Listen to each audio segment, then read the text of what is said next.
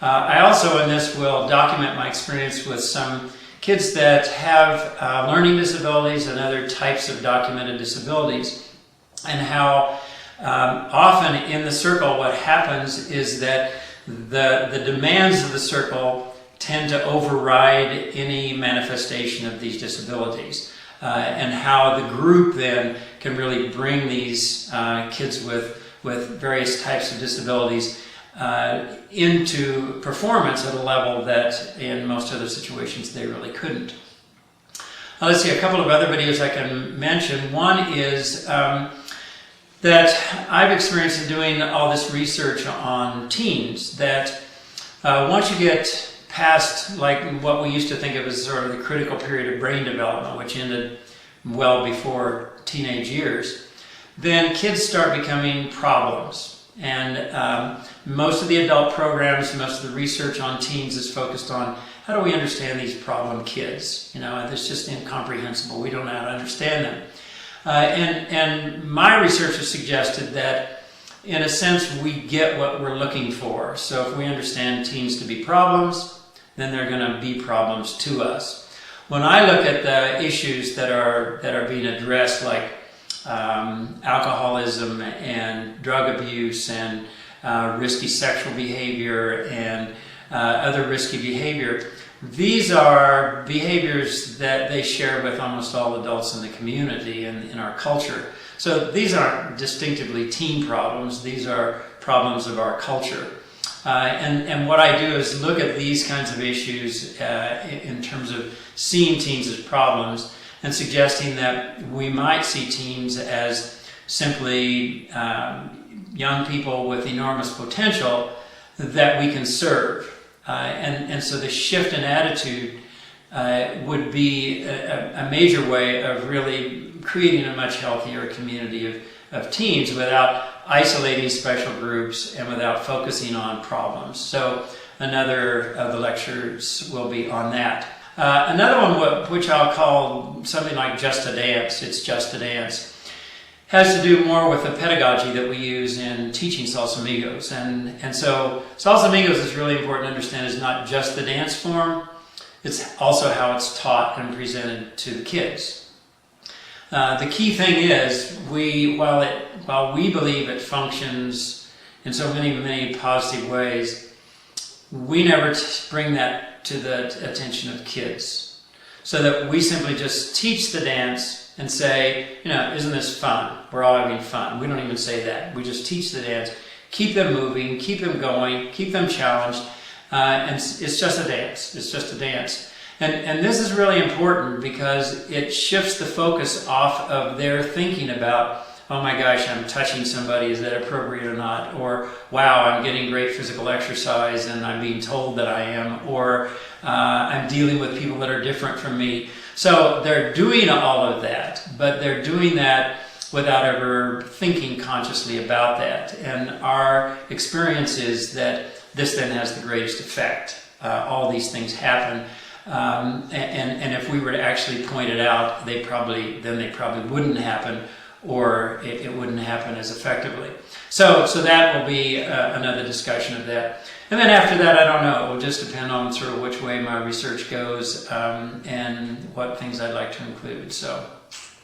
Well, a couple of times you've mentioned that they're going to be videos, and I also just wondered if you could tell us a little bit about the format in which you're going to present them. Okay. And I also understand that they're going to be offered for free. So I wondered if you could perhaps talk a little bit about why you decided to do that and who you think will benefit from the lecture series. Okay, sure. Well, like all the videos, they're going to be available as free downloads from the SalsAmigos website. And the way they'll be initially delivered is basically as PowerPoint lectures, so that there'll be PowerPoint images that will include videos, and then the lecture will be behind that, so that there'll be plenty of visual interest as you're listening to the lecture. I'm also simply thinking of putting these in podcast format, altering them a little bit so people can just listen to them without having to see anything. Although certainly the visual is really important in terms of seeing the video footage of the teen dancers, so that they will be then. And each one, I'm trying to program each one to be between 30 and 45 minutes. Excuse me. I think that's a really manageable length without sort of overdoing it academically or any other way. So they will be for free. They'll be available on SalsAmigos.org website. And I have hoped that this will be available to a lot of different people that might be interested in that. Certainly, anybody working with teens, I think, would find this series important and interesting. So that parents, teachers, administrators, anybody working with teens, community programs, I would hope that even if they're not interested in dancing, the many issues that are dealt with through the series would be of interest to them. Then, of course, anyone interested in dancing and how that works in the world would be interested in these videos as well, even if they're not interested in teens. Because these lectures really show how dance forms are capable of meeting really important developmental and social and personal needs for all human beings.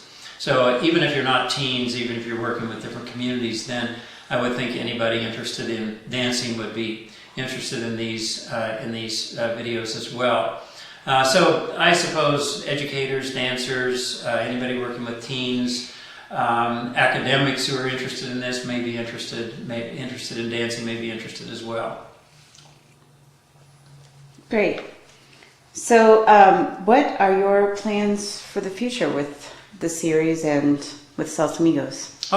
SalsAmigos, we're here in Boulder, Colorado. We have developed groups of people here that are interested in that, and the next phase I see is really developing teachers who can teach SalsAmigos, so that these lectures will really be valuable for people who are interested in actually starting their own SalsAmigos groups.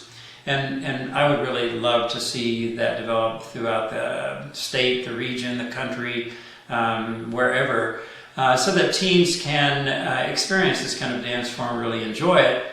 I would also hope that as groups get formed in different communities, that in the future there may be possibilities for them getting together and sharing their love of this dance form and themselves with one another.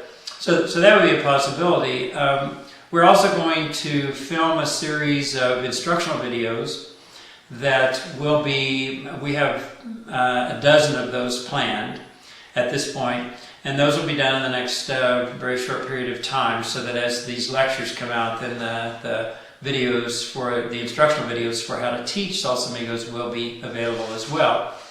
And these videos are really carefully designed so that someone can use these videos to learn not only the moves, but also the pedagogy. How do you actually teach teens this dance form?